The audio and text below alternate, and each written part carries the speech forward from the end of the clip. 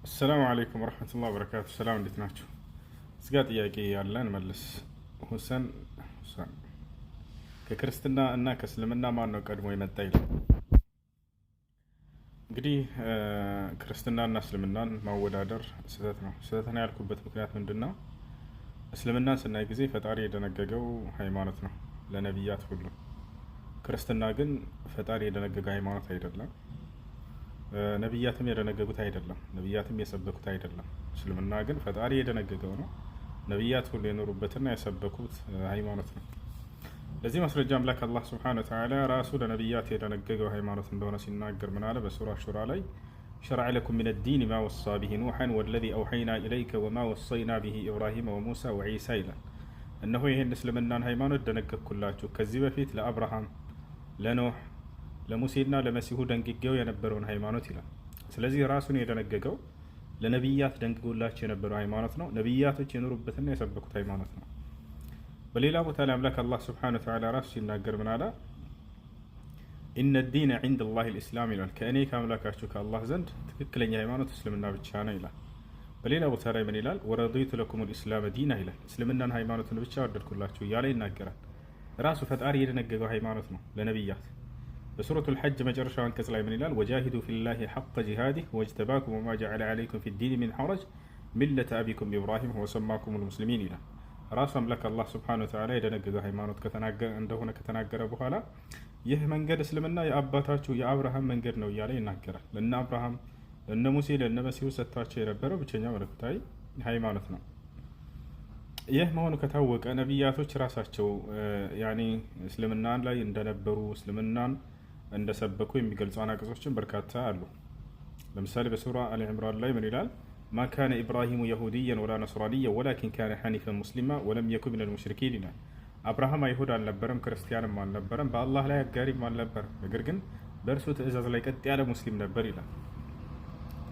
ልክ እንደሁ ያዕቆብ ምን ይላል? ወያዕቁብ ያ በንየ ኢነ ላህ አስጠፋ ለኩም ዲነ ፈላ ተሙቱነ ኢላ ወአንቱም ሙስሊሙን ይላል።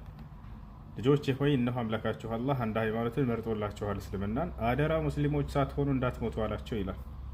ከያዕቆብ ልጆች መካከል ዮሴፍ ሙስሊም ነበር። ተወፈኒ ሙስሊመን ወአልሒቅኒ ቢሷሊሒን ይላል። አደራ አምላክ አላህ ሙስሊም አድርገህ ግደለኝ፣ ከደጋጎችም ማስጠጋኝ በቀጣዩ ዓለም እያለ ይናገራል። ሐዋርያቶች ሙስሊሞች ነበሩ። ወኢዝ አውሐይቱ ኢለል ሐዋርይን አን አሚኑ ቢ ወቢረሱሊ ቃሉ አመና ወሽሀድ ቢአንና ሙስሊሙን ይላል።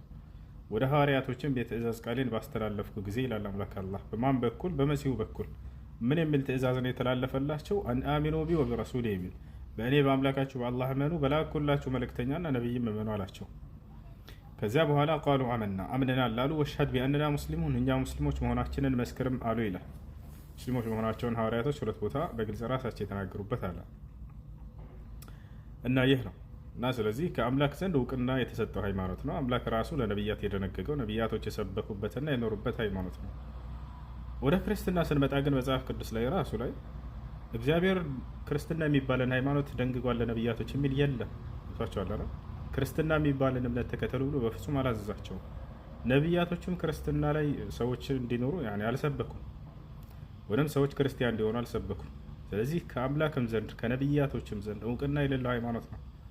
ቷቸዋል የሐዋርያት ሥራ ምዕራፍ 11 ቁጥር 36 ላይ ደቀ መዛሙርትም ለመጀመሪያ ጊዜ በአንጾኪያ ክርስቲያን ተባሉ ይላል። ለዚያም ደቀ መዛሙርት የሚላቸው ኢየሱስ ክርስቶስ ከመረጣቸው ከ12 መካከል እንኳን አይደሉም፣ ጳውሎስና ባርናባስን ነው እንደዛ እያለ ያለው። ተባሉ የሚለው ራሱ ከአምላክ ዘንድ አይደለም፣ ሰዎች ናቸው።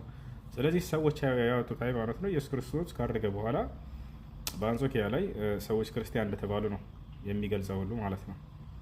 እና ያ ነው ከአምላክ ዘንድ እውቅና የለውም። ነቢያቶች እውቅናን አልሰጡትም። እስልምና ጋር ስንመጣ ግን አምላክ ራሱ እውቅና ሰጥቶት የደነገግኩት ሃይማኖት ነው ለቀደምት ነቢያት እያለ ቃል በቃል ይናገራል። ልክ እንዲሁ ደግሞ ነቢያቶችም ወደዚህ ሃይማኖት ሙስሊሞች ሁኑ እያሉ እንደሰበኩ እናያለን። መጽሐፍ ቅዱስ ላይ እግዚአብሔር የትኛውን ቦታ ላይ ክርስቲያን ሁኑ ብሎ ነቢያትን አላዘዘም። ነቢያቶችም ህዝቦቻቸውን ክርስቲያን ሁኑ አላሏቸውም።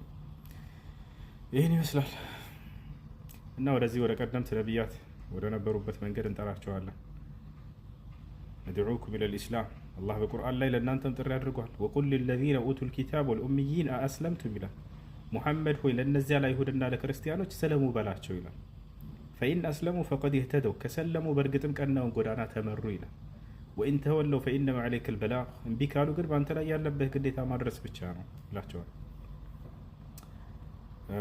ይሄ ነው። ሰላም አለይኩም ላላችሁም ሰላም